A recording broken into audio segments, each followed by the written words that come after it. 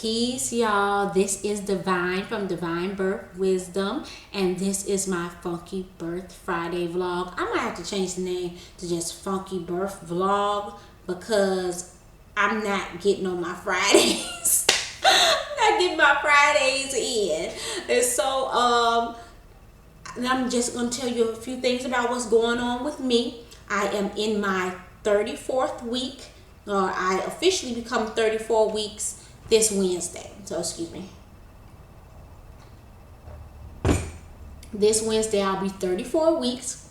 And so on my little chart and pregnancy calendar, y'all know I'm a student midwife, so I keep these little things. It says bones continue to harden in the baby. Most babies have shifted to a head down position. The mother can become easily fatigued and back aches are common. I've been getting a little bit of back aches, which is normal for me during pregnancy because before I became pregnancy, I hurt my back. And so carrying more weight on me, sometimes how I'm sitting, I usually get some type of back aches. And so that's, to me, I'm so used to it because I've had backaches even when I'm not pregnant. It's not so much of a problem. And usually I either put like a warm, like I take the tourmaline crystal stone and pour some hot water on it and put it on my back, and that's really good and comfortable. Or I put a pillow back there, or I get up and walk around and squat, or I get on all fours and been, go up and down with my middle of my back, and that chills out. And I'm always trying to do something with the children, so it usually isn't such a bad issue. I have been getting like Charlie horses in my behind, and now that's uncomfortable because you get to walk and you like, oh, and I'm getting that, so I'll be putting somebody to work to massage that. Because they do that. Those do not feel good. And so I know y'all want to see a 34-week belly, so I will show y'all. Okay, let's move back a little bit. Let's see. That's the front. That's the side. Let's see, there's the side of my belly. Like that. This is another side. Ooh. So that's me. I'm feeling, the baby is moving. It's continually moving. The more I drink and eat, I'll feel the baby moving. The baby likes music, so if I play music, the baby dance or what have you. So it's been a lot going on. Last week, we had a gas leak in the house. I found out we had a gas leak. It seems that it had been there for a while, and my midwife had actually came over not last week. This stuff has been spanning for like 2 weeks. The Friday before last, I had a prenatal visit. My midwife came over, and as soon as she came over, she was like, Divine, it smelled like gas at your gate. And Knowledge had been saying he was smelling something, and she was like, make sure y'all call. So the gas company came. They was like, they got under the house. Their meter was going crazy, so they immediately cut the gas off. So at one point you're like, well, yeah, we're glad we found it because that's dangerous. Your house can blow up. But then by them cutting off the gas, I ain't had no hot water, and I couldn't cook on my stove. We don't have no microwave. I'm so glad I had some crock pots. I had 2 crock pots, and I got a Foreman grill. Boiling water in one crock pot, cooking in another crock pot, and cooking on a Foreman grill. Oh my goodness. You know what I'm saying? Like, survival strategies or whatever. You know what I'm saying? It wasn't such a, when I look back on it, I said we made it through. It wasn't so much of a bad thing. But what was crazy was we was hitting a holiday. So we had to wait for the plumber to come out.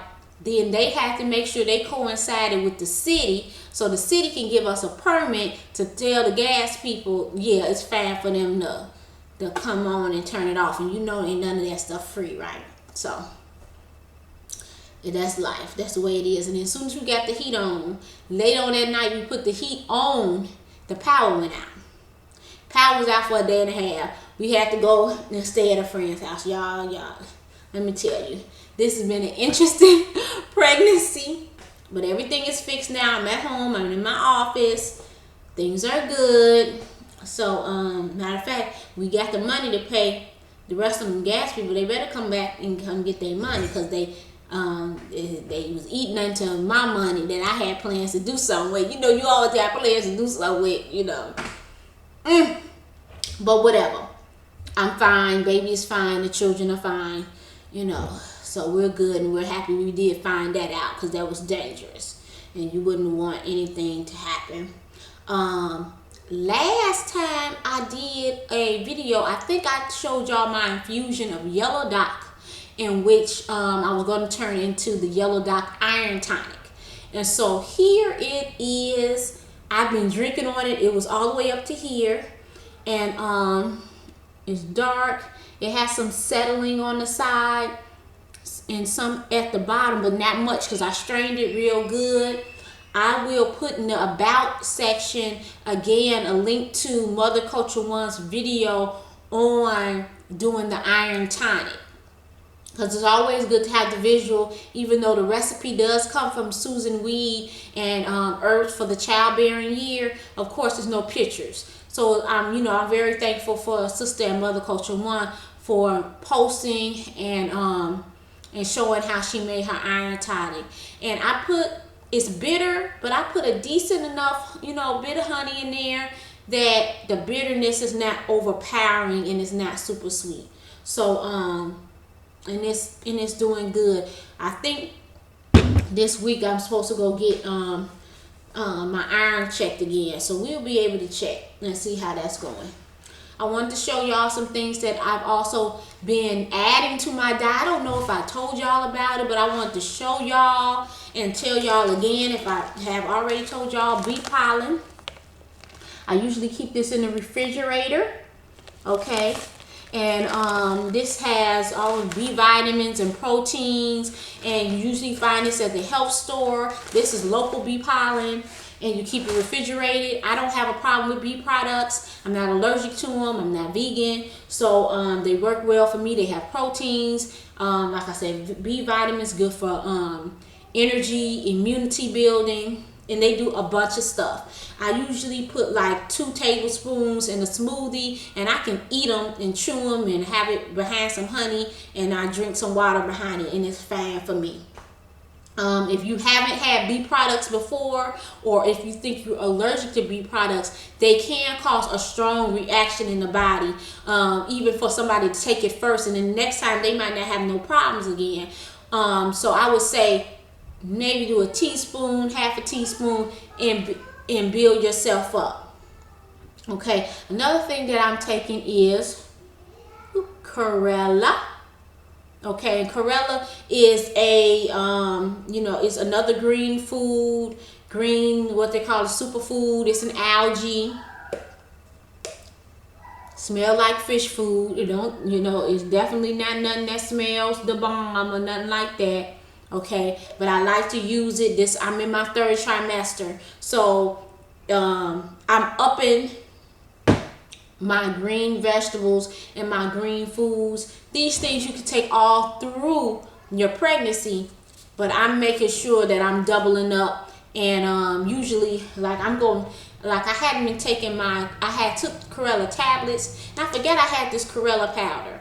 And so I'm going to mix that with my spirulina powder. That's how I usually do, even when I'm not pregnant, if I want both of them. And I guess it was just out of sight, out of mind. That's my spirulina. And look, I'm showing y'all this brand now. And their products is pretty good. It's certified organic. I don't have no problems with them, but I'm not married to them. So it ain't like you got to get now products, okay? And they ain't paying me. So you already know the deal. So this is just what we buy and we keep in the home. So this is another green food, and it has B12, calcium, iron, chlorophyll, proteins, beta carotene. Same here. Chlorophyll, iron, vitamin C, beta carotenes, proteins. So They're good. A lot of vegan and vegetarians make sure that they have them in their diet. But even if you're not vegan and vegetarian, it's good to have these, I think. Just if it's an assurance, and that's not to say, like I always say, you don't have to turn to supplements, because you can have just some good food. But if you want to, those are good additions. If you just want to, if you're having some extra issues assimilating vitamins and things, and that also might be a gut issue, you might want to get some probiotics, some kombucha or whatever, to kind of clean that up a little bit softly, so then your body can assimilate the vitamins. Another thing that I wanted to share. So I told y'all about the spirulina, told y'all about the chlorella. We are having, again, with the 10th high in Divine Birth Wisdom, we will be launching the recording of the State of Black Midwifery. We have over 11 midwives, black midwives, that are coming, that are speaking. They've pre-recorded because our midwives are busy. And so there's no way to do a live summit.